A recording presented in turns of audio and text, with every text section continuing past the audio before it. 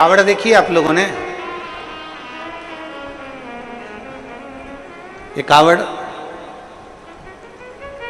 इसमें दो तो पानी के कलश रहते हैं, दो पानी के लोटे रहते हैं। भक्ति की डोरी बंधी होती है और एक बांबू, एक बांस लगा रहता है। इसमें मूलतः डंडे का प्रयोग में बांस का प्रयोग किया जाता है। इसमें मूलतः इस कावड़ में डंडे के प्रयोग की जगह बांस का, बांबू का। इधर छत्तीसगढ़ में क्या बोलते हैं? बांस बोलते हैं, बांबू बोलते हो? बांस। महाराष्ट्र में बांबू बोलते हैं इसको, बांबू। मूलतः प्रयोग होता है। अब जब हम इस कावड़ में अगर देखें तो सबसे मुख्य अगर कुछ होता है कावड़ ले जाने में तो वो बांबू होता है, बांस होता है। और बांबू का जो पेड़ होता है, बांस जो होता है, उसमें थोड़ी दूर तक अच्छा रहता है, फिर गठान आ जाती है, फिर थोड़ी दूर तक अच्छा रहता है, फिर गांठ आती है, फिर थोड़ी दूर तक अच्छा रहता है, फिर गांठ आती है। बोलो देखा कि नहीं देखा आप लोगों ने? बांबू में जगह जगह पर गांठ आती रहती है और बांबू अंदर से पोला रहता है।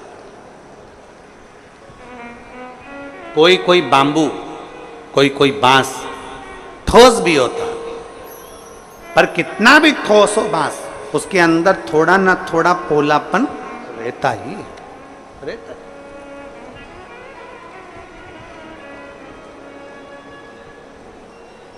शादी में, विवाह में, जन्म में,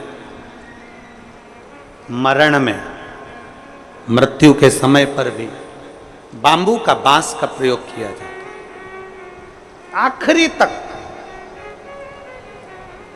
और कांवड़ चढ़ाने के लिए भी जिस बांस को पकड़ा जाता है, जिस बांबू को पकड़ा जाता है, जिसमें दो कलश बंधे होते हैं, उसको हम पूरे समय अपने हाथ में, कंधे पर, दोनों कंधे पर किसी भी तरह से उसको लेकर सावन के महीने में शंकर जी के पास जाते हैं। उसका कारण क्या है?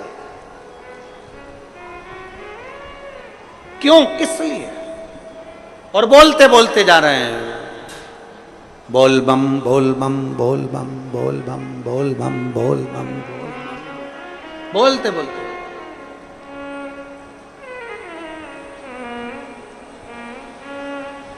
एक श्रीमद् भागवत कथा सुनी आप लोगों ने?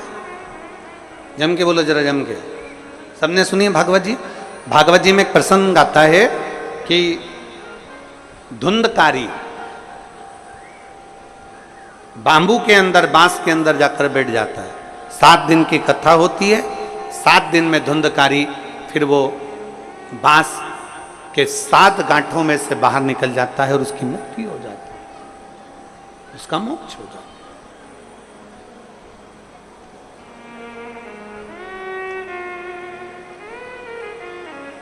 एक बांस कंधे पर लिया, 2 लोटे, 2 कलश उसमें बंधे, और उसको हमने पकड़कर बोल बम बोल बम बोल बम बोल बम बोलते बोलते बोलते बोलते चल।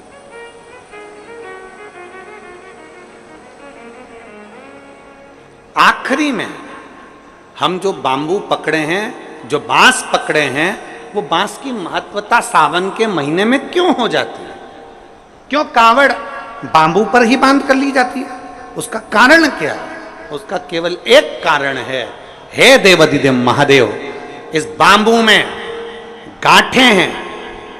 और सरलता में जाइए, देखो, बहुत बहुत सरलता में जाइएगा।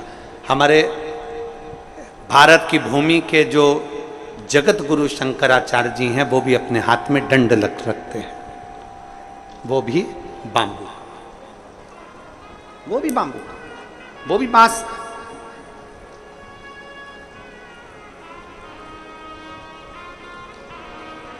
वो भी बांस का है। कंधे पर कावड़ ली और कावड़ लेकर जब हम चले, हम पकड़कर बोल बम बोलते बोलते जा रहे हैं। उस कावड़ के डंडे को पकड़े हैं और आखिरी में शिव जी के मंदिर में जाकर भगवान शंकर को जल अर्पित करते हैं। और जल अर्पित कर कर हम जब वापिस अपने भवन की ओर आते हैं तो देव अधिदेव महादेव के उस भाव में भगवान शंकर की भक्ति कहती है, शिव महापुराण की कथा कहती है। वो बांबू जिसमें बहुत सारी गांठें हैं और वो गांठें स्वयं शिव शंकर की कथा कहती है। जिस समय पर हम दोनों हाथ में कावड़ के लोटों को लेकर जल लेकर भगवान शिव को समर्पित करते हैं, दो हाथ हमारे जल से भरे होते हैं और बांबू नीचे रह जाता है, उसी समय पर शिव कथा कहती है कि जैसे बांस की गांठें बहुत होती हैं और वो गांठ टूटती नहीं है, पर महादेव के चरणों में जैसे ही 2 लोटा जल पहुंचता है हमारे जीवन की सारी गांठें टूटती चली जाती अपने आप। कई लोग छत्तीसगढ़ से मालूम नहीं जाते कि नहीं जाते, हमें नहीं मालूम, पर देवघर बाबा धाम छत्तीसगढ़ से जाते हैं लोग बाग? हाथ उठाओ जरा, जाते हैं? अरे बहुत बढ़िया, रखो रखो, बहुत बढ़िया। देवघर जाते हैं, सुल्तानगंज से जल भरकर देवघर तक पैदल 150 किलोमीटर तक बाबा का नाम लेते लेते लेते लेते भगवान का भजन करते करते चले जाते। उसके दरवाजे तक पहुंच गए, जल महादेव पर चढ़ा कि नहीं चढ़ा वो मतलब नहीं है, वो मूलता नहीं है, पर आप भगवान के दरवाजे तक जब पहुंचते हो,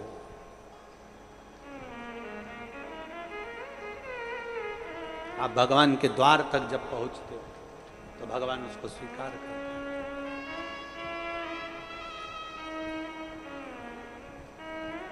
पहुंचते हैं हम उसके दरवाजे तक, जब पहुंचेंगे तो सुख का अनुभव अपने आप होगा, अपने।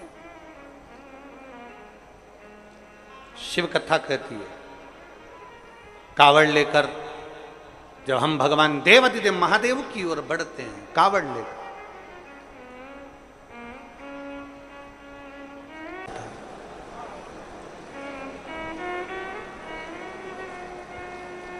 और तेरी कृपा बिना न हिले एक भी अणु, लेते हैं श्वास तेरी कृपा से तनु तनु। बखान क्या करूं मैं राखों के ढेर का, चपटी भभूत में खजाना कुबेर का। हे गंगाधार मुक्ति द्वार ओंकार तू, भोले ओंकार तू। आयो शरण तिहारी शंभु तार तार। बखान क्या करूं मैं राखों के ढेर का, चपटी भभूत में खजाना कुबेर का। बिना शिव की कृपा के, बिना शंकर की उदारता के, बिना शंकर की करुणा के कुछ प्राप्त नहीं हो सकता। जो भी मिल रहा है, जो भी प्राप्त हो रहा है, जो भी हमें मिला है, ये शिव कृपा से ही है।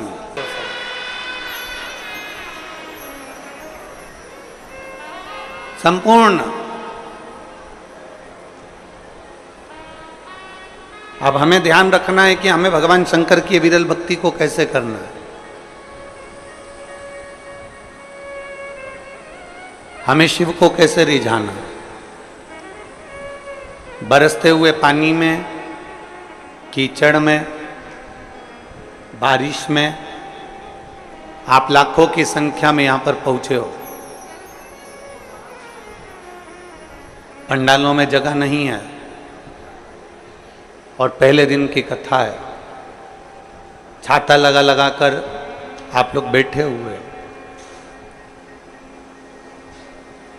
पर इतना अपने अंदर बिठाकर रखना एक बात को कि हम इतनी दूर से आए हैं, 50 रुपये, 100 रुपये, 200 रुपये, 500 रुपये ऑटो में, डीजल में खर्च कर कर शिव महापुराण की कथा में भिलाई छत्तीसगढ़ की पवित्र भूमि पर पहुँचे हैं। एक बात अपने अंदर उतार के रखना कि हम जब इतना खर्चा कर कर यहाँ पहुंचे हैं तो शिव जी को हम कैसे रिझा सकते हैं?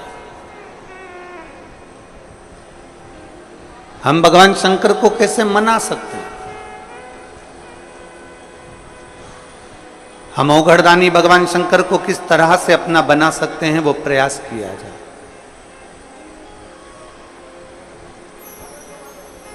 हम भगवान देवादिदेव महादेव को कैसे अपना बना सकते हैं, उसका प्रयास किया जाए।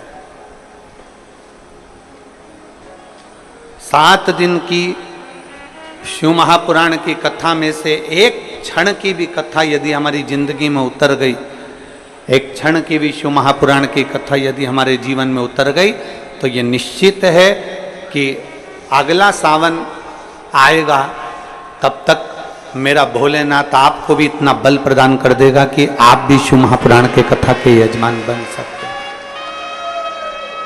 बोल बम का नारा है, सारी समस्या का हल। कहीं शिव भी आप पर इतनी करुणा कर।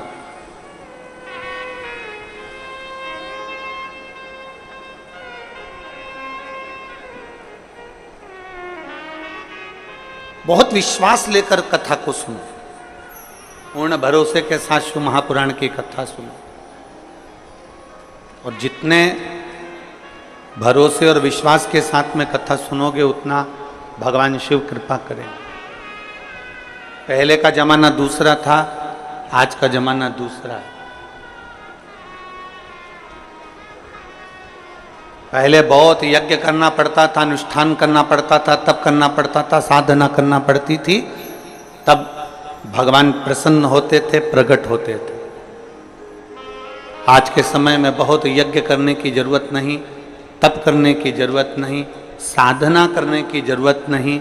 आज के जमाने में तो केवल भगवान शंकर को 1 लोटा जल चढ़ाओ और बम बम भोले बोल दो, मेरा देवादिदेव महादेव तुम्हारे भंडार भरना प्रारंभ कर देता है। इतना सरल है। वो समय गया।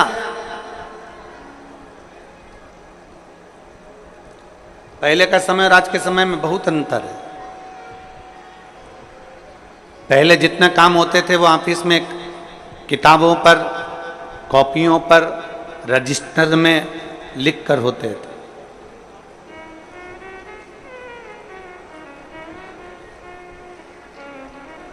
पहले के जितने कार्य होते थे वो सब रजिस्टर पर लिख कर होते थे, कॉपी किताब में लिख कर होते थे।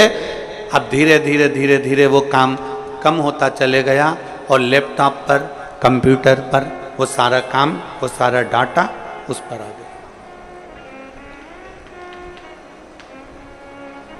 अब कॉपियों का काम कम हो गया,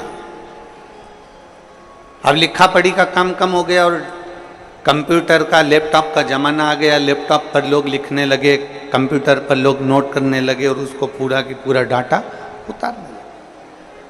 पहले जो काम 2 महीने में होता था, अब वो काम केवल 1 हफ्ते में, 5 दिन में, 3 दिन में, 7 दिन में हो जाता। अब जरा विचार करो, पहले का समय था कि डायरी लेकर चलना पड़ता था, पहले का समय था किताब लेकर चलना पड़ता था, पहले का समय था रजिस्टर लेकर चलना पड़ता था। अब तो लैपटॉप लेकर चलते हैं, पूरा डाटा एक क्लिक करते ही सामने आ जाता है।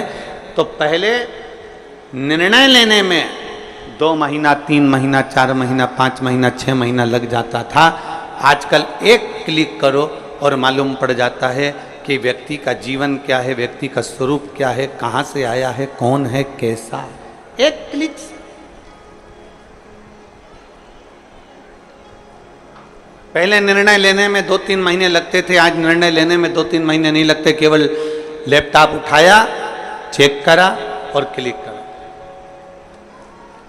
अब पहले का समय इतना लगता था, आज के समय में समय नहीं लगता, तुरंत काम हो जाता है।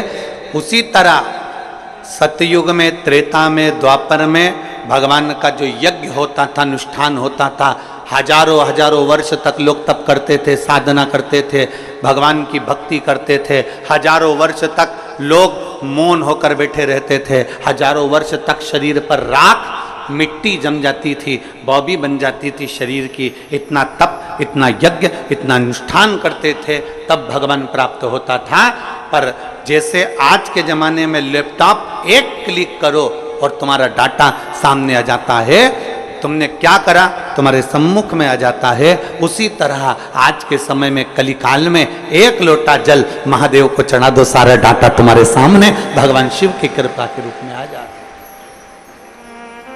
केवल एक लोटा जल। और अभी सावन में कितना? जम के बोलो जरा, 2 लोटा। पूरे वर्ष 1 लोटा और सावन महीना 2 लोटा जल। क्योंकि चातुर्मास में, सावन के महीने में हमारी भक्ति दुगनी होना चाहिए, हमारा भजन दुगना होना चाहिए, हमारा कीर्तन दुगना होना चाहिए, हमारा मंत्र जाप दुगना होना चाहिए।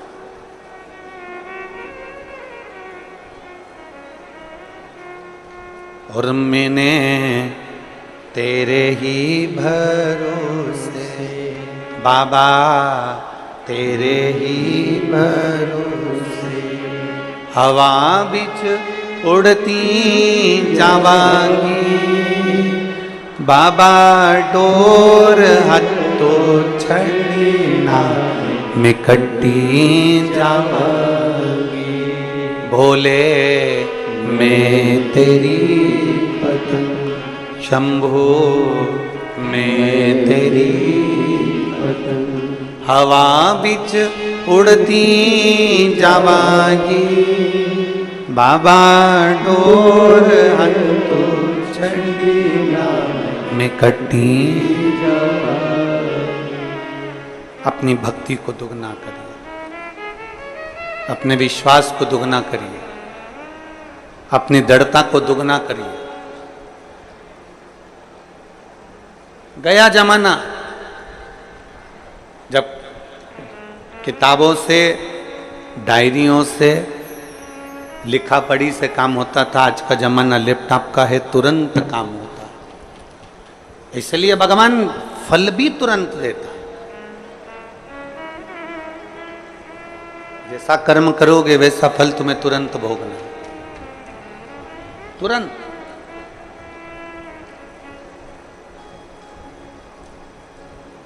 और बहुत विश्वास के साथ में ये सावन का महीना मिला है, बहुत विश्वास के साथ। छत्तीसगढ़िया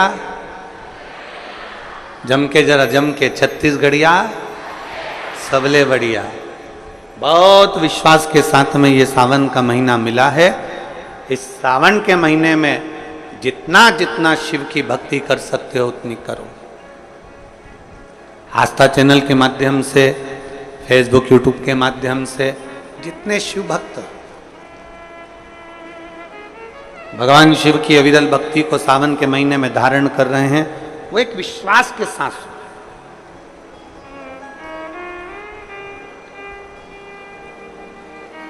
एक भरोसे के साथ। अभी हम जहाँ रुके हैं, न्यू कुर्सी पार, कुर्सी पार है कि कुर्सी पार है? हाँ, तो तुम समझ गए ना? हाँ ठीक है। हम जहाँ रुके हुए हैं न्यू कुर्सी, हाँ तुम समझ लेना, कुर्सी कुर्सी एक ही बात है, ठीक है। हम न्यू डैश डैश डैश पार रुके हैं। तो वहाँ जिस भवन में हम रुके हैं अग्रसेन अग्रवाल समाज का, तो सुबह सुबह लगभग 5 साढ़े 5 बजे हम जब सुबह मॉर्निंग वॉक कर रहे थे, घूम रहे थे, तो वहाँ एक माताजी ने एक बहुत सुंदर प्रश्न किया। कथा की शुरुआत है, ध्यान से सुनना।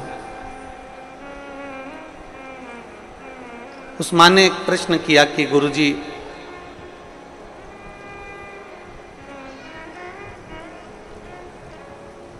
हम एक संस्था से जुड़े हैं और वो संस्था कहती है कि भगवान शंकर की पूजन मत करो, मूर्ति पूजन मत करो, शिव जी को जल मत चढ़ाओ, शंकर जी को अभिषेक मत करो, मूर्ति पूजन बंद करो। क्यों मूर्ति की पूजन कर रहे? हम उस माता जी के पूरे शब्द सुनते जा रहे थे और अपना वो हाल में घूमते जा रहे थे। गुरु जी, हम जिससे जुड़े हुए हैं वो बोलते हैं कि मूर्ति पूजन मत करो, और आप कहते हो कि शंकर जी को एक लोटा जल चढ़ाओ। हम जिनसे जुड़े हैं वो कहते हैं कि मूर्ति बाहर निकाल दो, घर से बाहर कर दो मूर्ति को, मूर्ति एक भी घर में नहीं होना चाहिए, और जितना बन सके उतना ध्यान लगा कर बैठे रहो भगवान का, भगवान तुमको मिलेंगे। मूर्ति बात।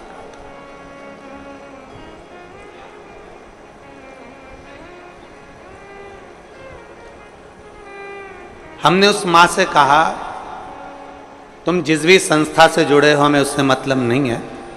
उसने तुमसे कहा कि मूर्ति बाहर कर दो, मूर्ति पूजन मत करो, ध्यान लगा कर बैठे रहो।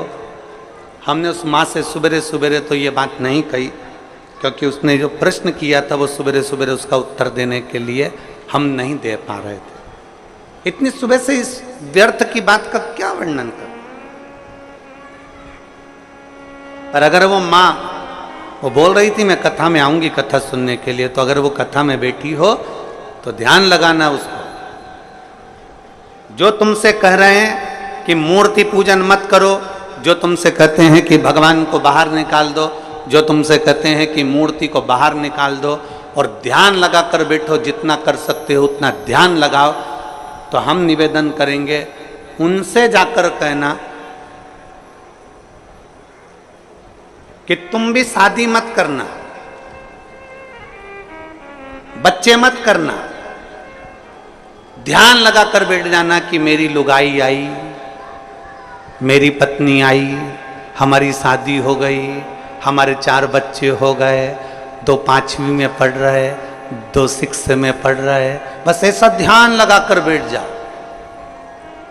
ध्यान लगा कर बैठने से पत्नी प्राप्त हो जाएगी क्या?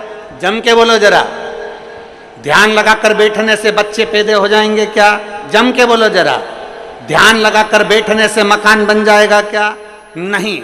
ध्यान लगा कर बैठने से तुम ध्यान लगा लो मकान बन गया, 4 मंजिल का बन गया, अटैच लेट बाथ लग गया, पलंग लग गया, सोफा लग गया, तो क्या मकान बन जाएगा? नहीं।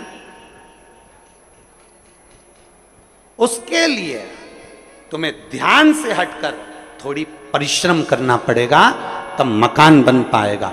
थोड़ा परिश्रम करना पड़ेगा तब जाकर कोई कार्य हो पाएगा।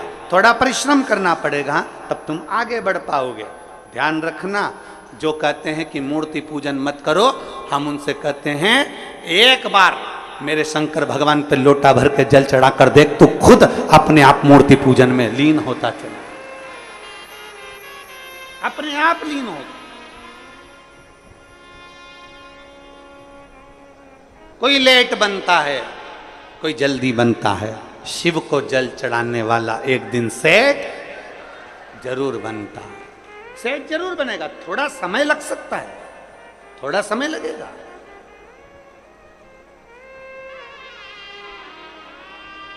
एक पत्र है,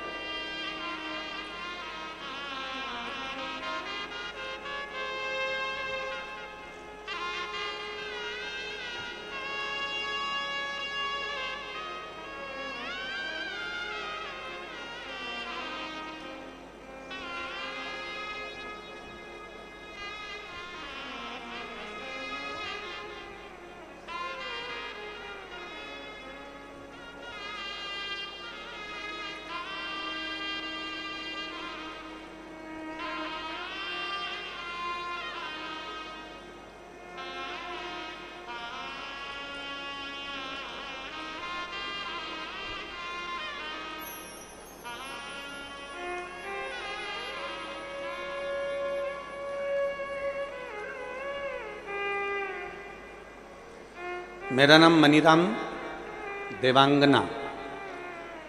कहीं बैठे हैं मनीराम जी देवांगन? कहीं बैठे हो तो हाथ हिलाइएगा। आप ही हैं? ऐसा हाथ हिला दो। आ जाओ, एक बेलपत्र लेकर चले जाना। हाथ हिलाओ एक बार वापिस, आ जाइए। मेरा नाम मनीराम देवांगन है। मैं भाटापारा जिला बालोदा बाजार, भाटापारा छत्तीसगढ़ का निवासी हूँ। मेरा मोबाइल नंबर ये है। एक लोटे जल का मैं क्या वर्णन करूं। मैं कपड़े की फेरी लगाता हूं। साइकिल पे कपड़ा बांधना, ले जाना, बेचना। 1 साल से मेरी कपड़े की फेरी ठीक नहीं चल रही। इतना दुखी हो गया कि भोजन के भी लाले पड़ने लगे। बड़ी मुश्किल से जिंदगी चलने लगी। अब करूं तो करूं क्या। एक दिन मेरे पिताजी ने मुझसे कहा कि तू एक काम कर। वो सियोर वाला महाराज कहता है कि शंकर जी पर अगर 1 लोटा जल चढ़ाओगे, उसको जल चढ़ाने वाला एक ना एक दिन सेठ जरूर बनता है। अब तू फेरी भी लगा, मना नहीं, पर पहले शिव जी को जल चढ़ा। मैंने अपने पिताजी के कहने पर, जो आपकी कथा दिन रात सुनते हैं, उनके कहने पर शंकर जी के मंदिर में जाना प्रारंभ करा। 1 लोटा जल चढ़ाना प्रारंभ करा। गुरुदेव 2-3 महीने तो मेरी फेरी जैसी थी वैसी ही रही, कोई अंतर नहीं आया। आखिरी में मैंने मंदिर जाना छोड़ा तो मेरे पिताजी ने कहा मंदिर मत छोड़। तो शिव जी के मंदिर में जा, झाड़ू पोछा लगा और 1 लोटा जल चढ़ा। अब मैंने मंदिर में सफाई करना प्रारंभ करी और मेरे बाबा का नाम लेकर जो जल शिव जी को चढ़ाता था वही मैं अपने कपड़े पर छींट देता था और कपड़ा लेकर साइकिल पर बांध कर चला जाता। आज मेरे बाबा ने ऐसी कृपा कर दी कि मुझे भी लाखों और करोड़ों में खिला दिया। मैं बाबा को धन्यवाद देने के लिए आया। मैं शिव को धन्यवाद देने के लिए आया। लाइन अच्छी लिखी है, आप और हम सब गुनगुनाते। खाली ना जाता कोई दर से तुम्हारे, खाली ना जाता कोई दर से तुम्हारे, मैं भी खड़ी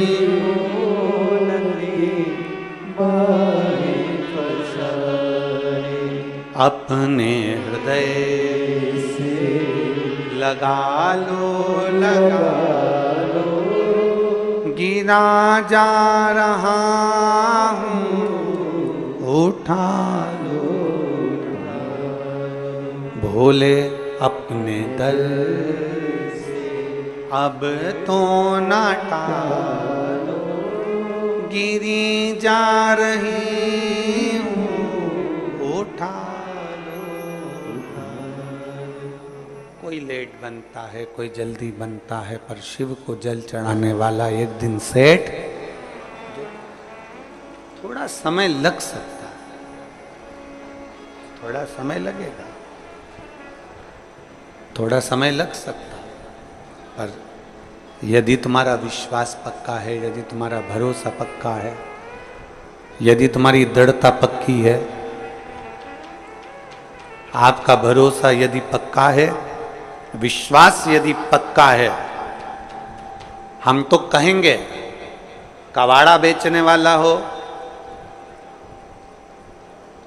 फल का ठेला लगाने वाला हो, पान की दुकान लगाने वाला हो, चाहे छोटे से छोटा काम करने वाला व्यक्ति भी हो, और अगर वो शंकर जी के मंदिर में जाकर 1 लोटा जल चढ़ा रहा है, सफाई कर रहा है, तो ये विश्वास मानना 2 महीना, 3 महीना, 4 महीना, 6 महीना, 1 साल इंतजार जरूर करना। मेरा बाबा तुम्हारा वो जल चढ़ाने वाला हाथ एक दिन पकड़ लेगा और तुमको खींच कर आगे बढ़ा ही देगा, ये निश्चित है। थोड़ा समय लग सकता है,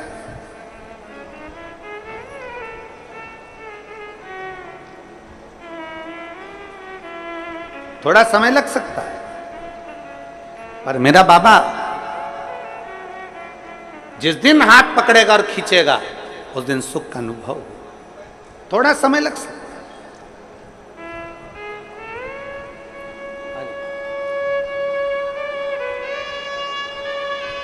एक विश्वास, साइकिल पे कपड़ा बांध कर बेचने वाले के लिए भी शंकर ऐसी अविरल भक्ति पैदा कर दिया कि उस बच्चे ने लिखा है कि मुझे भंडार भरकर इतना दे दिया मेरे बाबा ने कि मुझे कमी।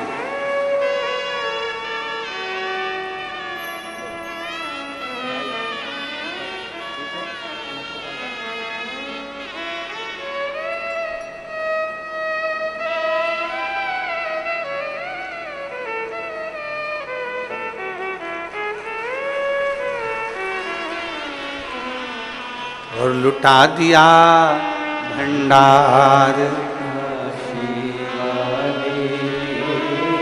कर दिया माल। अपने भरोसे को बढ़ाना है हमको, अपने विश्वास को बढ़ाना है हमें। सावन के महीने में हमें कुछ नहीं करना, बस इतना ही करना है कि हमारा विश्वास कितना शंकर के प्रति जा सकता है।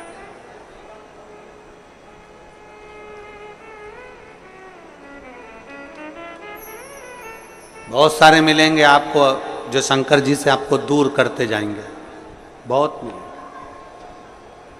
पर मेरा निवेदन, आपके घर के पास, आपके नगर में, आपके खेड़े में, आपके मोहल्ले में, आपके क्षेत्र में जहां शिव का मंदिर है वहां रोज जाओ, एक लोटा जल लेकर शिव के पास जाओ।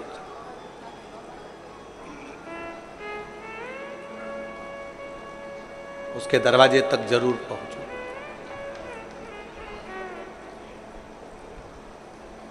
चौबीस 20,000 श्लोक का यह अपार समुद्र है शिव महापुराण की कथा। 12 संहिताओं में इसको बांट दिया गया है और 24,000 श्लोक की इस अपार समुद्र में से आप और हम बैठकर केवल 1-2 मोती निकाल पाएंगे, और उस मोती को भी अगर हमने अपने पास में रख लिया तो समझ लो कि हमारी जिंदगी सार्थक हो। ज्यादा हम नहीं निकाल पाए। शिव महापुराण में से मात्र 1-2 मोती, 7 दिन की कथा में से हमको वो अनमोल मोती निकालना है। वो मोती हमारी जिंदगी की सार्थकता को उत्पन्न करे। और जिसने 2 मोती निकाल लिए उसका जीवन सार्थक।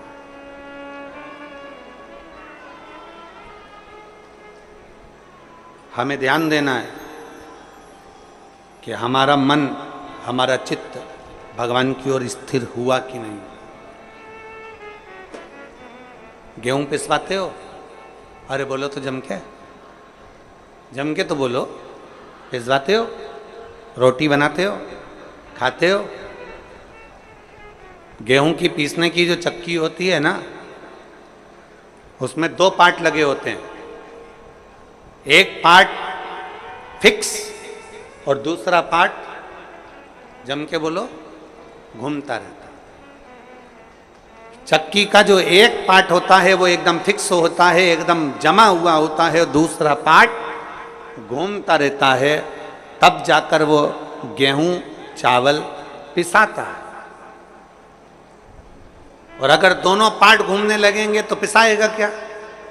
नहीं। चक्की का एक पार्ट स्थिर है और दूसरा पार्ट घूम रहा है।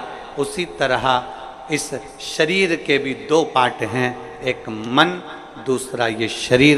शिव महापुराण की कथा कहती है मन को शंकर के चरणों में स्थिर रख लो और ये शरीर घूमने तो परमात्मा को मिलने में देरी नहीं लग सकती। मन स्थिर रखो। हम मन को स्थिर नहीं रख पाते। हम मन को जिस दिन स्थिर रख लेंगे, हम मन को जिस दिन पकड़ लेंगे, हम जिस दिन मन को अब स्थिरता में लाकर खड़ा कर देंगे, जिस दिन हमने मन की स्थिरता को निश्चित कर दिया, जिस दिन हमने मन को स्थिर कर दिया, फिर ये शरीर कहीं पर भी जाए, ये शरीर कहीं पर भी पहुंचे, अगर मन स्थिर हो गया तो फिर शरीर भी इधर उधर नहीं जा सकता। मन की स्थिरता। किसी किसी घर में बच्चों को इतने अच्छे संस्कार दे दिए जाते हैं, किसी किसी घर में बच्चों को इतना अच्छा ज्ञान दे दिया जाता है कि बच्चा किसी के साथ भी रहे उसका मन कभी बिगड़ता नहीं।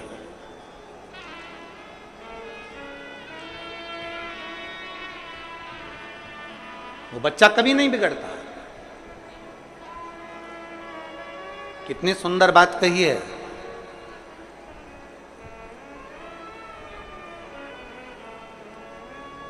केकई मंथरा अयोध्या में रहने के बाद भी नहीं सुधरे, और वो विभीषण रावण की लंका में रहने के बाद भी बिगड़ा नहीं है, नहीं बिगड़ा।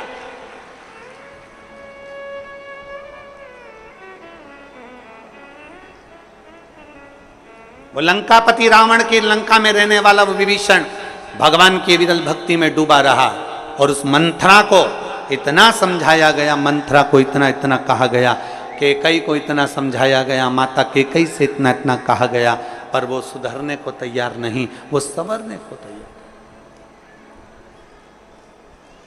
अपने मन को स्थिर बना।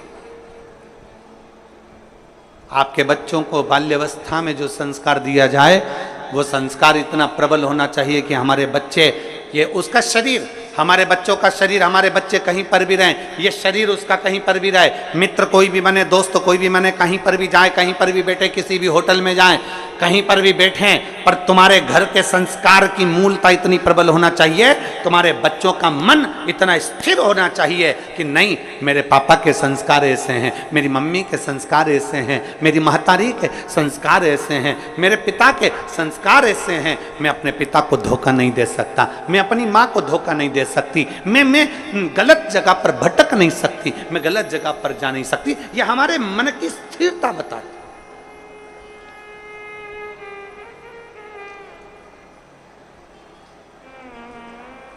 आज का जो माहौल चल रहा है ना,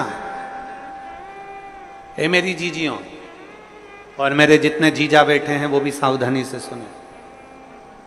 आज का जो माहौल चल रहा है, मोबाइल का नेटवर्क मालूम पड़ जाता है कि कहां है, मोबाइल का नेटवर्क मालूम पड़ जाता है कि कहां है, पर घर के बच्चों का नेटवर्क मालूम नहीं पड़ पाता कि वो कहां है।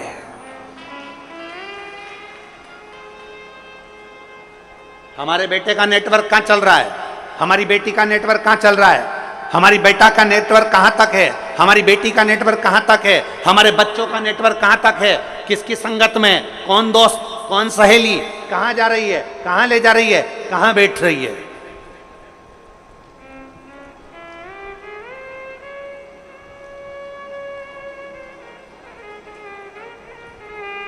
नेटवर्क कहां है। गुरु नानक देव जी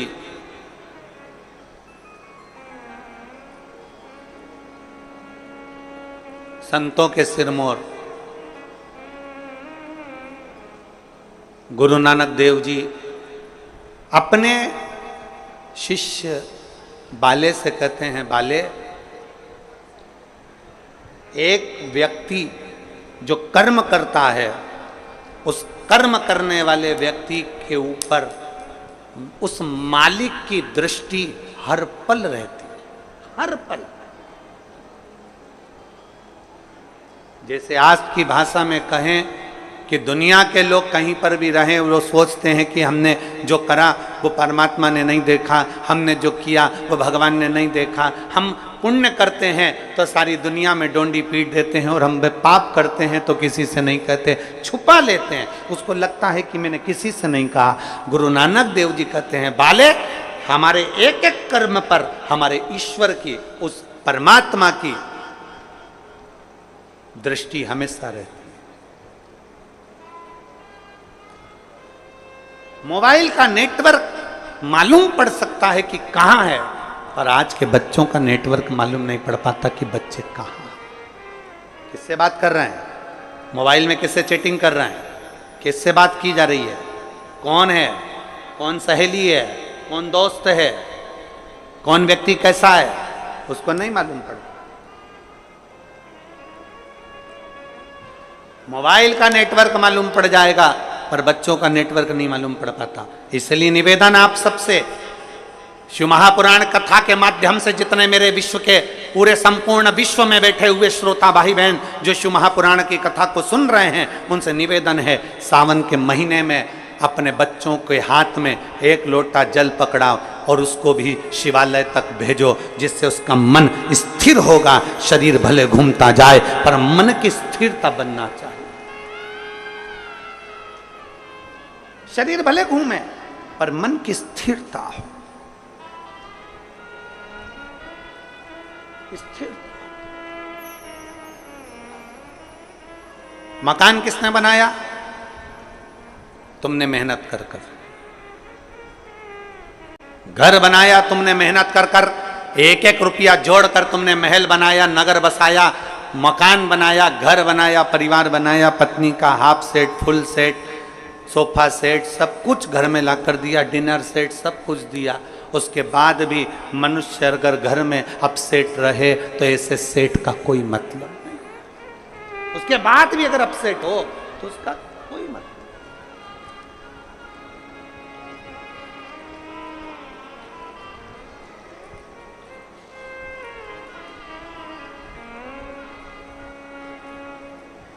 शादी में अभी हम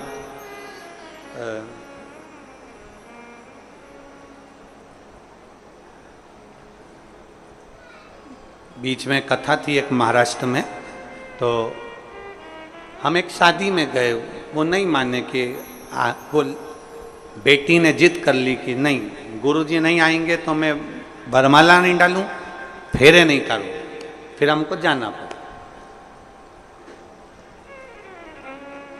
अब वो बेटी ऐसा हाथ करी, हमने उसके हाथ में श्रीफल वगैरह दिया, तो उसके हाथ में नाम लिखा हुआ था। तो हमने बेटी से पूछा क्यों रही ये हाथ में नाम किसका लिखा है? तो बेटी ने कहा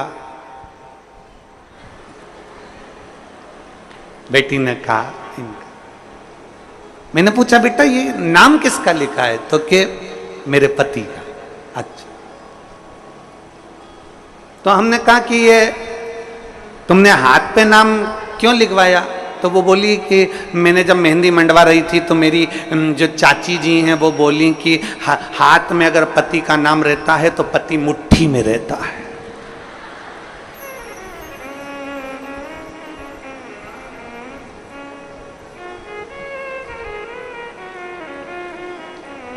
तो फिर हमने कहा बेटा फिर तो पति की जगह सास का लिखाना था, फिर पति का क्यों?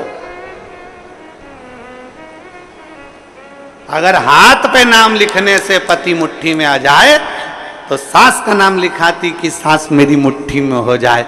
देख, हमने उस बेटी से कहा देख, संसार में किसी को मुट्ठी में करने का प्रयास मत करो, प्रयास करो कि मेरे हाथ से सब छूटे रहें और मेरा महादेव मेरे हाथ में पकड़ा रहे, बस इससे ज्यादा कुछ।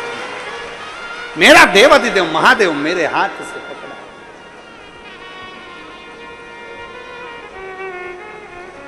मेरा शिव मेरा बना रहा है, उससे ज्यादा मुझे कुछ नहीं चाहिए। हम संसार के लोगों को अपना बनाने का प्रयास कर रहे हैं, हम संसार के लोगों को अपना बनाने का प्रयास कर रहे हैं, हम संसार के लोगों को अपना जोड़ने का प्रयास कर रहे हैं, हम संसार के लोगों को ये विचार करते हैं ये परिवार नाते रिश्ते कुटुंब कबीले सब मेरे बनते चले जाएं। शिव पुराण कहती है हम जितना जितना संसार के लोगों को अपना बनाने का प्रयास करेंगे ये हमसे दूर हटते चले जाते हैं। इसलिए प्रयास ये करो कि हमारा शिव, हमारा शंकर, हमारा ओघड़दानी, मेरा देव अधिदेव महादेव, मेरा शंभु, मेरा त्रिकालदर्शी, मेरा शिव हमारा बन जाए, बाकी की दुनिया भले जाए तो जाए। और शंभु शरणे पड़ी मांगू घड़ी रे, दुख काटो दया करीन दर्शन। शंभु शरणे पड़ी मांगू घड़ी रे, दुख काटो दया करी ने दर्शन। हम शिव को अपना बना, हम शंकर को अपना बना।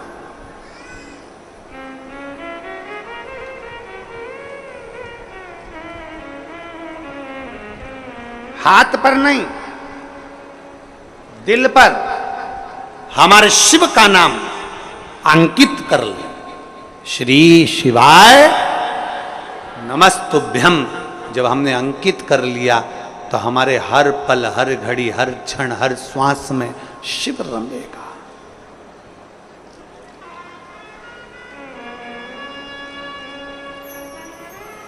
वो कावड़ देना।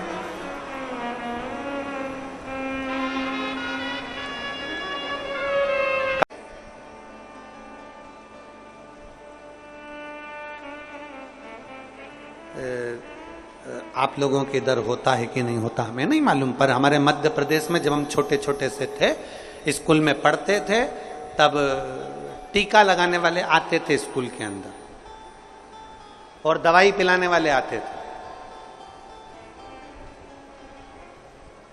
कई कई स्टूडेंट ऐसे होते थे वो दवाई पीने के चक्कर में पीछे से खसक जाते थे।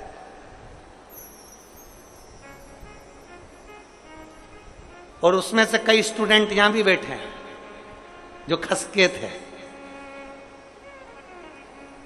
ये देखो इधर से हाथ हिला रही हैं, वो जी हाथ हिला रही, हम भी हैं उसमें से, हम भी खसक गए थे। कई स्टूडेंट ऐसे हैं जो दवाई पीने के समय पर पीछे से खसक जाते, इंजेक्शन लगवाने के समय पर, टीका लगवाने के समय पर पीछे से खसक जाते, और जो किसी किसी को इंजेक्शन लग जाता, किसी किसी को टीका लग जाता, कोई कोई दवाई पी लेता। अब क्या स्कूल वालों को क्या पड़ी जो तुम्हें इंजेक्शन लगवा रहे हैं, क्या पड़ी जो तुम्हें टीका लगवा रहे हैं, क्या पड़ी जो तुम्हें दवाई पिलवा रहे हैं? उसका कारण केवल एक है कि अगर दवाई पी लोगे, टीका लगवा लोगे तो बीमार नहीं हो, बीमार नहीं हो। उसी तरह पूरे साल अगर आपने पार्थिव शिवलिंग का निर्माण नहीं करा, कोई बात नहीं, पर साल में एक बार सावन के महीने की शिवरात्रि के दिन प्रथम पहर में अगर आप पार्थिव लिंग का निर्माण कर कर पूजन कर लेते हो तो समझ लेना कि जिंदगी का सुख आ जाता। एक बार दवाई मिली, एक बार, उसके बाद में वो कहते हैं ना कि वो अनाउंसमेंट होता रहता है, जन्म लिए बच्चे से लेकर 5 वर्ष तक के बच्चे को पोलियो की दवाई पिलाई जाएगी। जो पोलियो की दवाई पी लेगा वो हाथ पैर से विकलांग नहीं होगा। दवाई पियो। माँ कहते हैं जन्म लिए बच्चे से लेकर 5 वर्ष तक के बच्चे को, यहाँ शिव पुराण कहती है जो गर्भ में है उससे लेकर जो मर रहा है उस तक के व्यक्ति को शिव पुराण सुनाई जाएगी। पोलियो की दवाई नहीं पियोगे, हाथ पैर से विकलांग हो जाओगे, शिव पुराण नहीं सुनोगे तो जिंदगी में फिर धक्के खाकर वापिस आ जाओगे। इसलिए सुनो, धारण साल में एक बार सावन के महीने की शिवरात्रि, यहां वीरमणि और रुक्मंगद दोनों ने शंकर की आराधना कर, शिव प्रकट हो गए, भगवान शंकर सम्मुख में आ गए, प्रागट शिव प्रकट।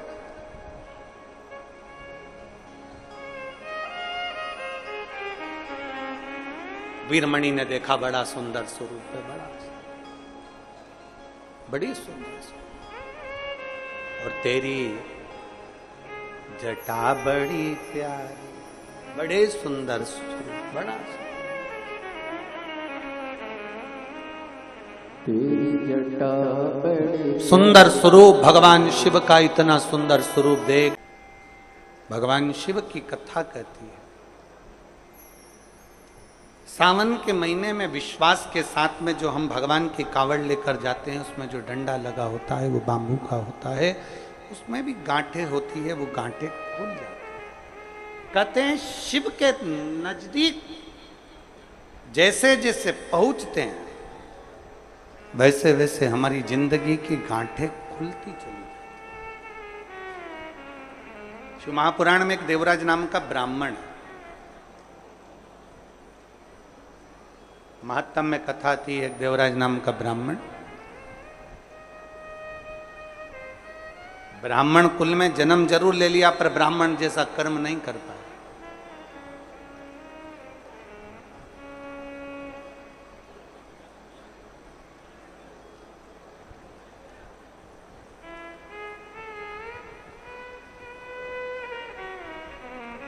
एक व्यसन, एक वासना, एक निंदा।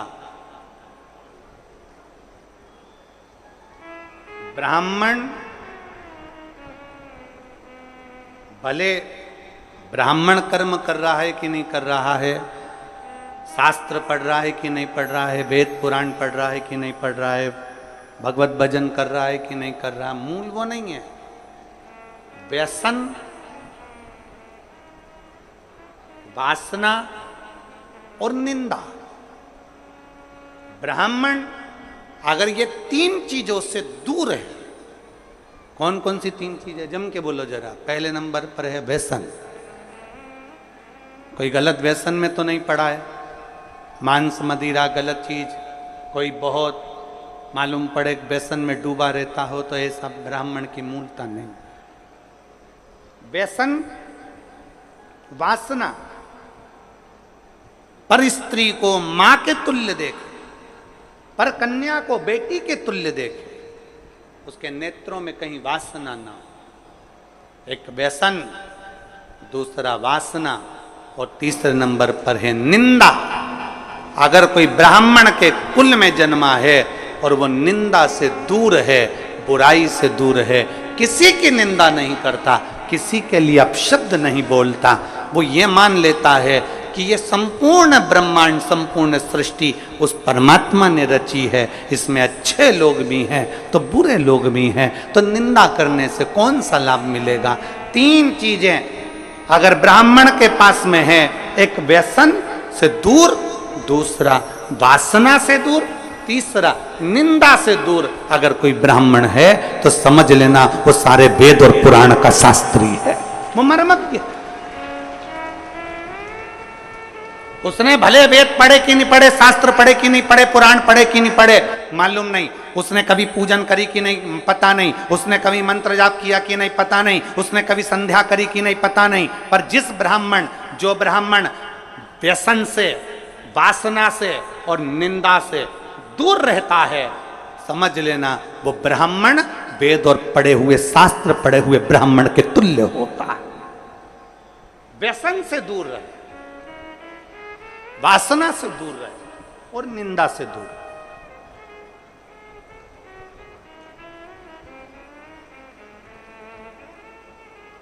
व्यसन, वासना और निंदा से जो दूरी बना लेता है, समझ लो वो श्रेष्ठ है, वो श्रेष्ठ।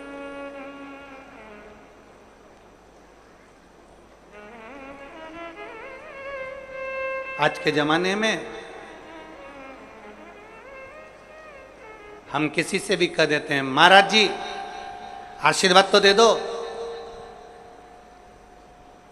अगर चतुर महाराज होगा, चतुर होगा तो वो कह देगा मेरे आशीर्वाद से क्या करना, तुम्हें अगर आशीर्वाद लेना है तो अपने घर के बुजुर्गों का, माता पिता का और परमात्मा का आशीर्वाद लेते रहो, जिंदगी सार्थक हो।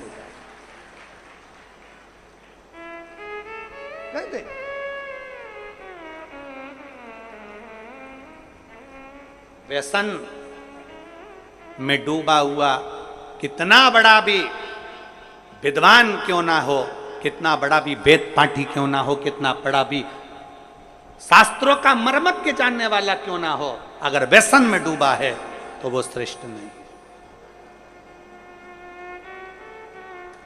कितना बड़ा भी मर्मज्ञवान हो, कितना बड़ा भी वेद पाठी हो, कितना बड़ी विद्वत्ता हो, अगर वो वासना में डूबा है तो वो श्रेष्ठ नहीं। लंकाधिपति रावण के पास में इतनी विद्वत्ता थी, इतना विद्वान था, इतना ज्ञानी था, इतना ज्ञानी था, इतनी विद्वत्ता लंकाधिपति रावण के पास में थी कि सारे मंत्र, सारी साधना, सारे तप, सब कुछ लंकाधिपति रावण जानता था।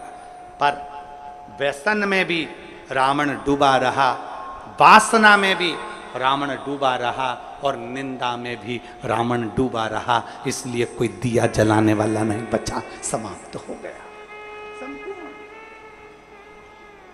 आप भले वेद ना पढ़िए, आप भले शास्त्र ना पढ़िए, आप भले मर्मज्ञ मत बनिए, आप भले विद्वान मत बनिए, पर ब्राह्मण के 3 लक्षण अगर आपके अंतर्गत हैं, आप व्यसन से दूर हो, आप वासना से दूर हो, आप निंदा से दूर हो, किसी की निंदा आपके मुख पर नहीं आती, किसी की बुराई आपके मुख पर नहीं आती। समझ लेना कि कहीं ना कहीं आप शंकर का एक रूप धरकर पृथ्वी पर आए हो, कहीं ना कहीं राम का एक रूप रखकर आप मृत्यु लोक में आए हो, कहीं मेरे कृष्ण ने आप पर कृपा करी तो कहीं अपने अंश को भूमि पर भेज दिया। अगर इन 3 चीजों से आप दूर हो, आपकी भक्ति, आपका विश्वास, आपकी दृढ़ता, बराबर। एक पत्र है,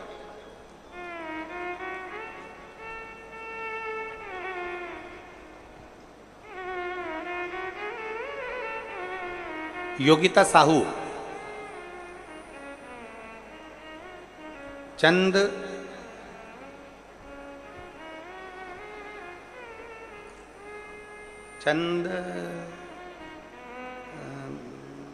खूरी लिखा है कि बुरी लिखा है वो पता नहीं है, हम चैनल पे दिखा देते हैं, तुम खुद पढ़ लेना और तुम समझ जाना कि यही लिखा है, ठीक है। कैमरे वाले भैया जरा आओ तो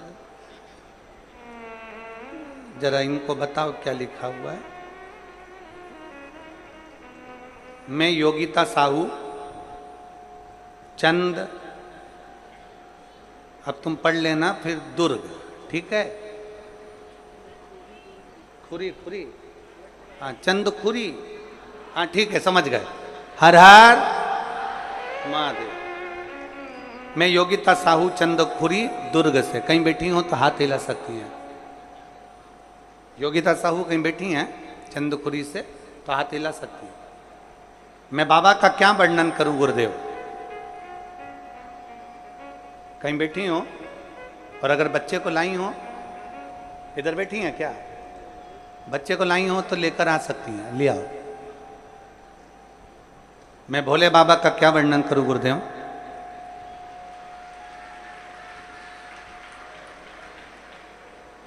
मेरे यहाँ शादी के हमने 1 साल, 2 साल, 3 साल, 4 साल, 5 साल, 6 साल, 7 साल, 8 साल तक इंतजार करते रहे बच्चे का कि बच्चा होगा, संतान होगी, पर संतान का सुख नहीं हुआ गुरुदेव।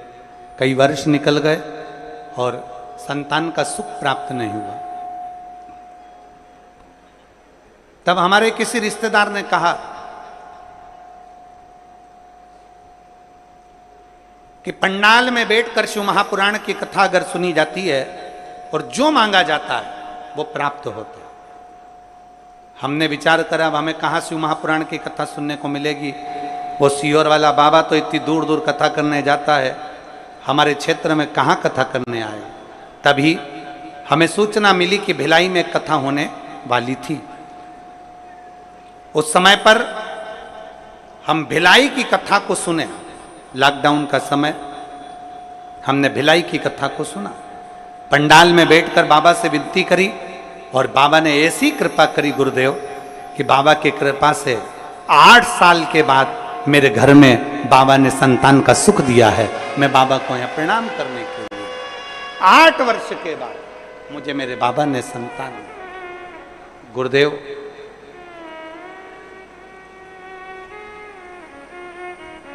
एक बात कहना चाहती हूं, जब संतान नहीं होती है ना तो लोग एक स्त्री को, एक नारी को दोष देते हैं। पर मेरे भोले बाबा से विनती है, आप जो अपनी भाषा में कहते हो वो एक बार इस व्यासपीठ से जरूर कहना। हम जो भोले बाबा से कहते हैं आपको मालूम होगा, एक ही चीज कहते हैं कि मेरे बाबा किसी स्त्री की गोद खाली मत रखना और किसी पुरुष की जेब खाली मत रखना। स्त्री की गोद खाली रहती है। लॉकडाउन के समय पर हमने कथा सुनी और बाबा से इस पंडाल में बैठकर बाबा से भिलाई की कथा में मांगा था कि हमारे घर औलाद हो जाए, और बाबा ने 8 साल के बाद हमें कथा में बाबा ने संतान दी। स्त्री की गोद खाली रहती है तो लोग ताना देते रहते हैं, अपशब्द कहते रहते हैं, ना जाने क्या क्या बोलते रहते हैं। और पुरुष की जब जेब खाली रहती है तो दुनिया के लोग गिनते नहीं है, ठोकर मार देते, ठोकर मार देते। दोनों चीजों में ताने मिलते हैं साहब, दोनों चीजों। एक पत्र और है, दीप्ति साहू, कोडिया दुर्ग। दीप्ति साहू कहीं बैठी हैं कोडिया दुर्ग से, आप ही हैं? बच्चा आया है क्या साथ में? ले आओ, इसको भी ले आओ। गुरुजी, हमारी शादी को कई वर्ष बीत गए थे, संतान के लिए तरस रहे थे, तब हमारे पास वाली आंटी ने हमसे कहा कि तू सफेद आंकड़े की जड़ का प्रयोग कर और शंकर जी के मंदिर में 1 लोटा जल चढ़ाना प्रारंभ कर। हमने शिव जी के मंदिर में 1 लोटा जल चढ़ाना प्रारंभ करा, सफेद आंकड़े की जड़ का प्रयोग करा। प्रयोग करने के बाद संतान नहीं हुई, फिर दूसरी बार हमने सफेद आंकड़े की जड़ का प्रयोग करा और बाबा की कृपा से हमारे घर में कई वर्षों के बाद किलकारियां खेली और संतान का सुख प्राप्त हुआ। लिया बच्चे को, लिया।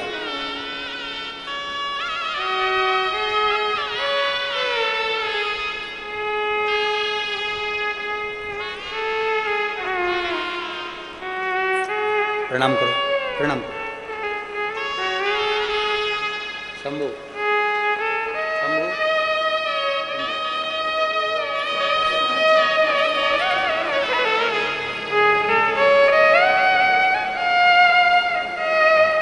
खुश हो, प्रसन्न हो। अब रोने का नहीं, अब खुश होने का।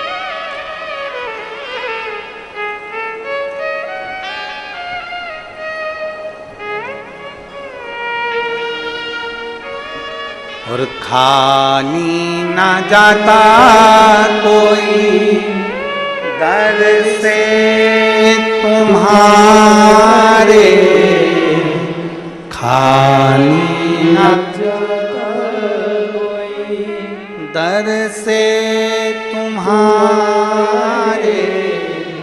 मैं भी खड़ी हूँ नन्ही बाहें पसारे, अपने हृदय से लगा लो, लगा लो, गिरा जा रहा हूँ, उठा लो, उठा लो। भोले अपने दर से अब तो ना टालो, गिरी जा रही हो, उठा लो, उठा लो। एक विश्वास, एक भरोसा, एक दृढ़ता हमारे भीतर। हम गलत कर्मों से दूर हों, गलत व्यसन से दूर हों, गलत चीजों से दूर हों, गलत सोच से दूर हों, गलत विचार से दूर हों, तो शिव क्यों ना मिले?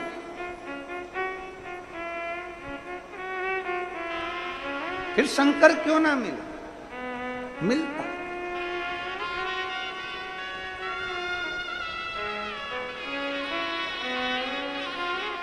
बधाई हो।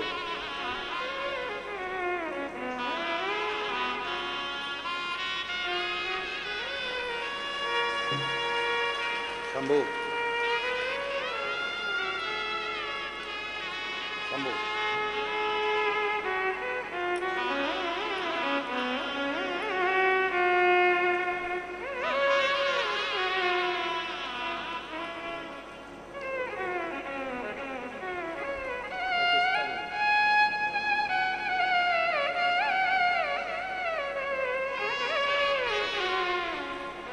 एक विश्वास के साथ में हम शिव को भजें।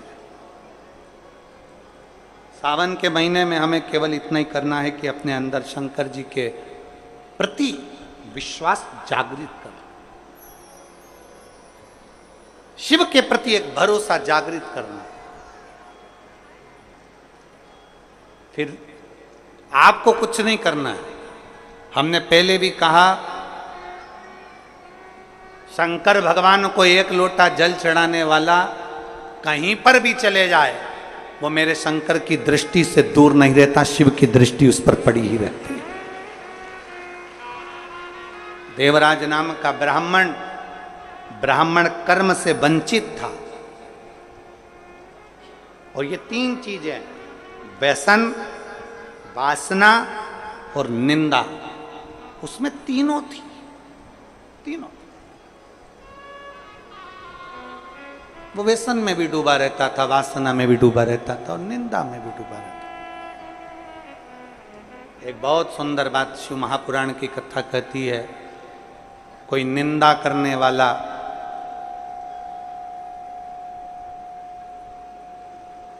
कितने भी वेद और पुराण और शास्त्रों का वाचन कर ले, उसके मुख से सुनी हुई पुराण कथा भी हमारे जीवन का कल्याण नहीं कर पाती। व्यसन और वासना में डूबे हुए व्यक्ति के मुख से कितना भी प्रवचन सुन लो, वो हमारा कल्याण नहीं कर सकता, वो हमारा कल्याण नहीं कर सकता। आज के जमाने में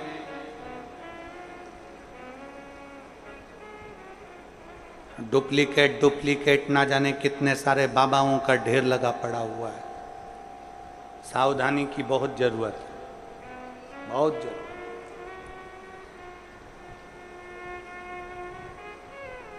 फिर निवेदन है, पानी पियो छान और गुरु करो जान। नहीं तो आज के जमाने में गुरु फिरे बाजार में, हमसे दीक्षा लो, नरक पड़ो चाहे स्वर्ग जाओ, माल हम ही को देव। आज का जमाना ऐसा हो गया है। आज के जमाने में तुम्हारे को कोई नहीं कहेगा कि तुम्हारा उद्धार हो रहा है कि नहीं हो रहा, कल्याण हो रहा है कि नहीं हो रहा, अविरल भक्ति प्राप्त हो रही कि नहीं हो रही, भजन मिल रहा है कि नहीं मिल रहा, स्मरण मिल रहा है कि नहीं मिल रहा, मंत्र जाप, नाम जाप, कीर्तन, शिव नाम, भगवान की भक्ति में डूब रहे कि नहीं डूब रहे, उन्हें कोई मतलब। आप अपनी भक्ति में डूबने का प्रयास करो। अभी गुरु पूर्णिमा महोत्सव में गुरु महादेव शिव महापुराण की कथा में कहा था, इंसान को गुरु बनाने से पहले अपने अंदर एक विश्वास प्रकट कर कर शंकर भगवान के शिवलिंग को छूते हुए ईश्वर को अपना गुरु बनाने का प्रयास करो, क्योंकि इंसान कब गड़बड़ कर जाए पता नहीं, पर ईश्वर कभी गड़बड़ी नहीं करता। वो जो रचता है वो श्रेष्ठ ही रचता है। ईश्वर को बनाओ। माया सबको भरमाती है, माया किसको नहीं पकड़ती। एक चेला और एक गुरुजी जा रहे थे, नदी में बहाव था। चेले ने गुरुजी से कहा, गुरुजी एक कम्मल बेरा है। कम्मल जिसको लोग रात्रि को सोते हैं ओढ़कर, कम्मल बह रहा है पानी में। गुरुजी ने कहा कहाँ है? वो देखो वो पानी में बह रहा है। गुरुजी ने कहा कम्मल तो अच्छा। चेला कहने लगा, गुरुजी जाऊं कम्मल लेने? गुरुजी ने कहा मत जा बेटा, कम्मल लेने के लिए क्या करना, अपने पास कम्मल की ढेरी लगी हुई है, क्या करेगा कम्मल ला के? नहीं गुरुजी, कम्मल लेने तो जाऊंगा।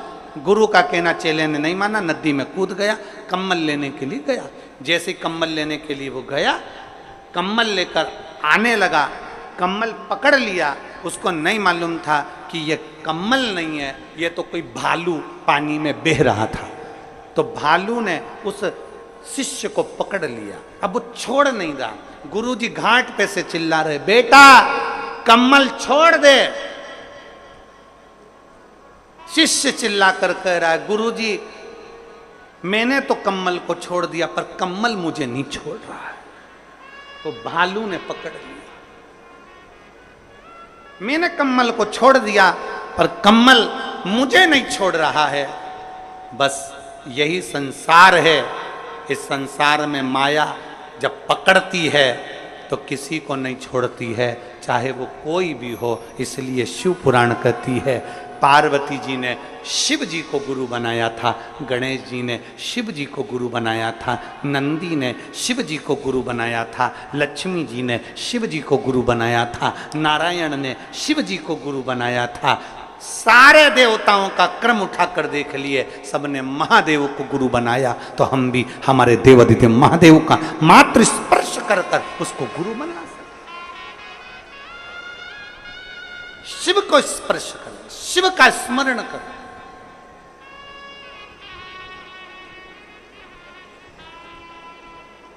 व्यसन, वासना और निंदा, ये दूर रहे।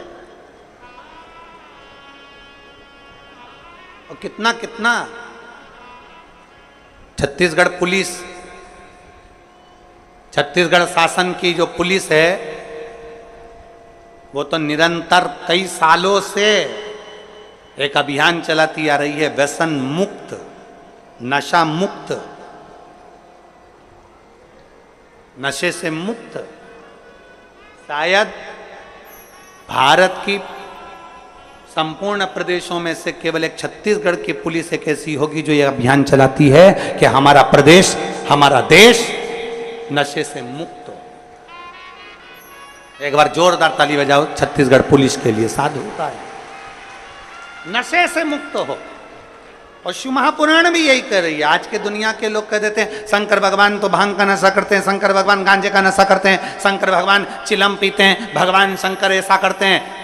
दुनिया के लोगों की दृष्टि गड़बड़ हो गई है, दुनिया के लोगों की सोच गड़बड़ हो गई है। शंकर भगवान को दुनिया के लोग केवल बदनाम करने में लगे हुए हैं, इसलिए उनके जो फोटो बना दिए वो गांजा पीते हुए बना दिया, उनके फोटो बना दिए चिलम पीते हुए बना दिया, उनका फोटो बना दिया लोटे में भांग पीता हुआ बना दिया। अरे मेरे देव अधिदेव महादेव ना कभी गांजा पीते हैं ना कभी भांग पीते हैं, मेरे महादेव तो नशे से मुक्त रहने की सलाह देते हैं कि नशे से मुक्त रहिए,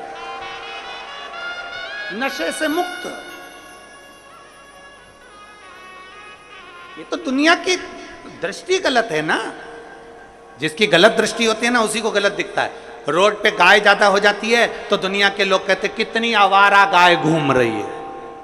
अरे आवारा तेरी आंख हो गई जो तुझे गौ माता भी आवारा नजर आ रही है, आवारा तेरे नेत्र हो गए इसलिए तुझे गौ माता आवारा नजर आ रही है। याद रखना, हमारी दृष्टि जैसी होती है सामने की सृष्टि वैसी नजर आती है। नीला चश्मा लगाओगे तो नीला दिखेगा, काला लगाओगे तो काला दिखेगा, पीला चश्मा लगाओगे तो पीला दिखेगा, गुलाबी लगाओगे तो गुलाबी दिखेगा। जैसा चश्मा आंखों में चढ़ा रहेगा वैसा दिखेगा। हम जैसे हैं वैसे हमको सब नजर आते हैं। गौ माता कभी आवारा नहीं होती, हमारी दृष्टि आवारा हो गई। दूध निकाला छोड़ दिया, रोडों पर फिर रही है, कचरा खा रही है, पॉलीथीन खा रही है और उसकी दशा बिगड़ रही है। कहीं से तो गुजारा करेगी, कहीं से तो पेट भरेगी गौ माता, वो आवारा नहीं है, आवारा हमारी दृष्टि है।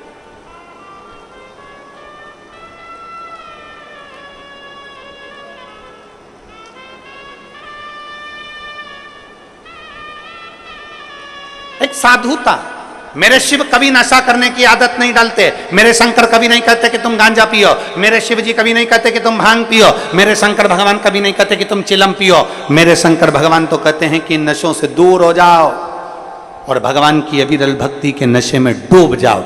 जिस दिन तुम राम नाम, कृष्ण नाम, शिव नाम के नशे में डूबोगे उस दिन तुम्हारी जिंदगी स्वयं सार्थक होती जाएगी। व्यसन, वासना और निंदा, ये तीनों से ब्राह्मण को दूर रहना चाहिए।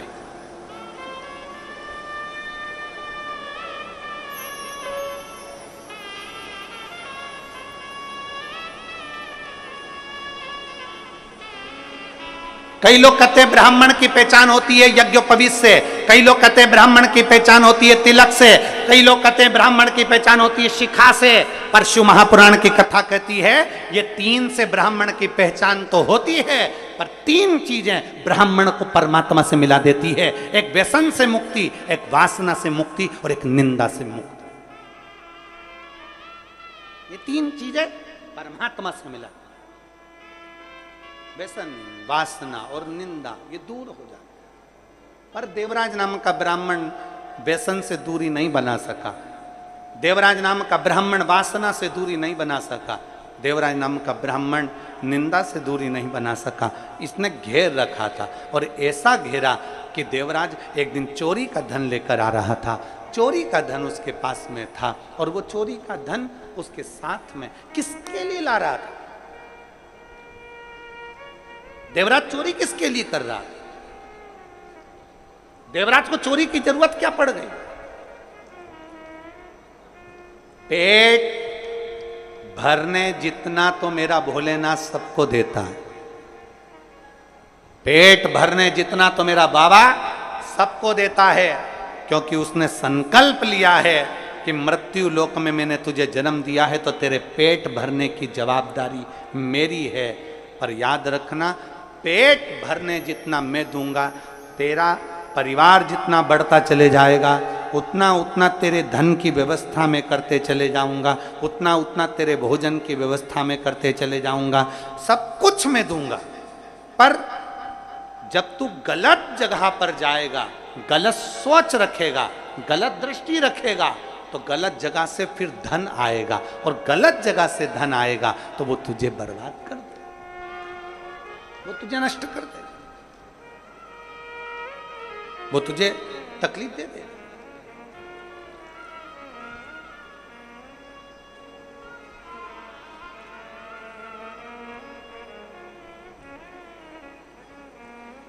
व्यक्ति नौकरी करता है, व्यक्ति धंधा करता है, उससे उसके घर का गुजारा आराम से चलता है।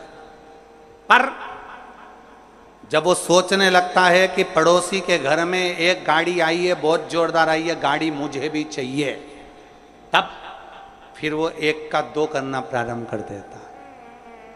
पड़ोसी ने बड़ा बंगला बना लिया, महल बना लिया, मेरे परिवार वालों ने, मेरे रिश्तेदारों ने बड़ा महल, बड़ा बंगला बना लिया, अब उसको भी ज्यादा चाहिए, तो उसने फिर एक का दो करना प्रारंभ कर दिया। मतलब जब तक उसका पेट भरा रहा था, परमात्मा उसको उस लायक दे रहा था। धन ज्यादा चाहिए था तो गलत काम करना उसने प्रारंभ कर दिया। देवराज अपनी पत्नी, अपने बच्चों के साथ रहता था, भोलेनाथ उसका गुजारा करता था।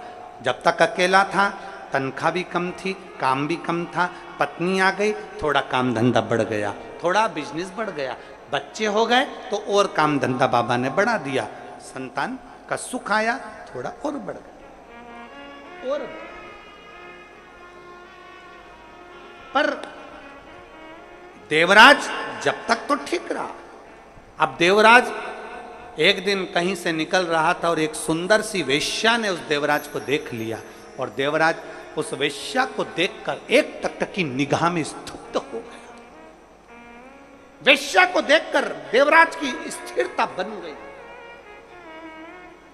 देख रहा, वेश्या ने देवराज को देखा, देवराज ने वेश्या को देखा, दोनों ने आपस में रहे, पत्नी पर ध्यान नहीं गया, बच्चों पर ध्यान नहीं गया। एक दिन वेश्या के मुख से निकल गया, जो रानी है और रानी के गले में जो रानी हार है वो मुझे चाहिए। अभी तक बहुत अंतर है महाराज, धर्म पत्नी में और दूसरी नारी में यही अंतर आता है। धर्म पत्नी अपने पति का चेहरा पहचान लेती है कि आज इनको कहीं ना कहीं घाटा लग गया है, इनके पास में इतना नहीं है, मेरे मोबाइल में मैं बैलेंस डलाने का नहीं बोल सकती। 50 रुपए का बैलेंस डलाने के लिए भी पत्नी अपने पति से नहीं कहती है, उसका चेहरा देख लेती है तो। और दूसरी नारी का संग जो पुरुष करता है, वो दूसरी नारी तुम्हारे चेहरे से मतलब नहीं रखती है, दूसरी नारी तुम्हारी जेब से और तुम्हारे पॉकेट से मतलब रखती है कि तुम्हारा धन कितना है। उसे मतलब नहीं तुम्हारे चेहरे से, तुमने कमाया नहीं कमाया, कहां से ला रहे हो, कैसे ला रहे हो, क्या कर रहे हो, उसे मतलब नहीं है। उसको तो धन चाहिए, उसको तो रानी हार चाहिए, उसको तो हाथ की पाटली चाहिए, उसको तो सोने की अंगूठी चाहिए, उसको तो अपने श्रृंगार की वस्तु चाहिए, उसको तो श्रृंगार का वस्त्र, श्रृंगार के आभूषण सब चाहिए। वो पराई नारी पर पुरुष से प्राप्त करना चाहती। वेश्या को देवराज से मतलब नहीं था, वेश्या को मतलब था उसके धन से। रानी जो गले में हार पहनती है, रानी हार, वो मुझे चाहिए।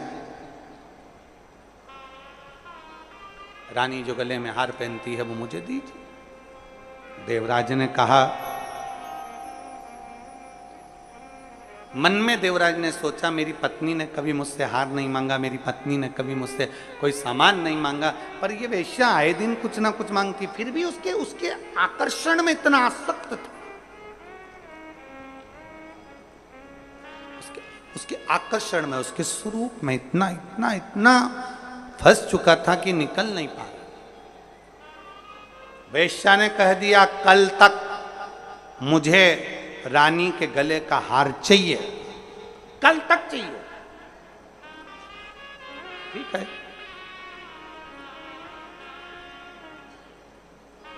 गया, रानी के गले का हार चुराकर चोरी का सामान लेकर भाग रहा था। पीछे दूत लग गए, शरीर में कष्ट हो गया, बहुत तपन होने लगी, बुखार सा आ गया, आगे बढ़ नहीं पा रहा था, ठंड बहुत लग रही थी, करूं क्या? तभी उसने विचार करा कहीं जाके छुप जाता हूं।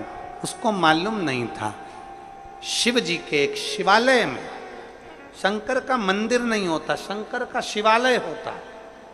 मंदिर में भगवान स्थिर होकर बैठते हैं। राम जी का मंदिर, भगवान कृष्ण का मंदिर, भगवान दत्त का मंदिर, देवी जी का मंदिर, देवता जी का मंदिर, इसका मंदिर, उसका मंदिर हो सकता है, पर शंकर का मंदिर नहीं होता। शंकर का जो मंदिर होता है उसको शिवालय कहते हैं। शिवालय का मतलब होता है कि जब हम एक लोटा जल चढ़ाने के लिए शंकर के मंदिर में जाते हैं तो शिव हम में लय हो जाता है और हम शिव में लय हो जाते हैं, वो शिवालय कहलाता है।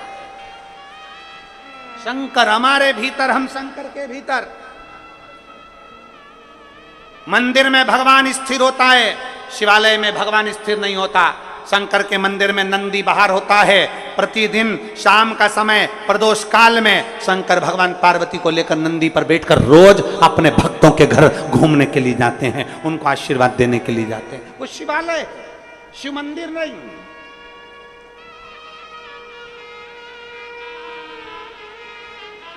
जो लोग कहते हैं कहां जा रहे हो, शंकर के मंदिर जा रहे हैं, नहीं नहीं नहीं, आपको कहना चाहिए शिवालय जा रहे हैं।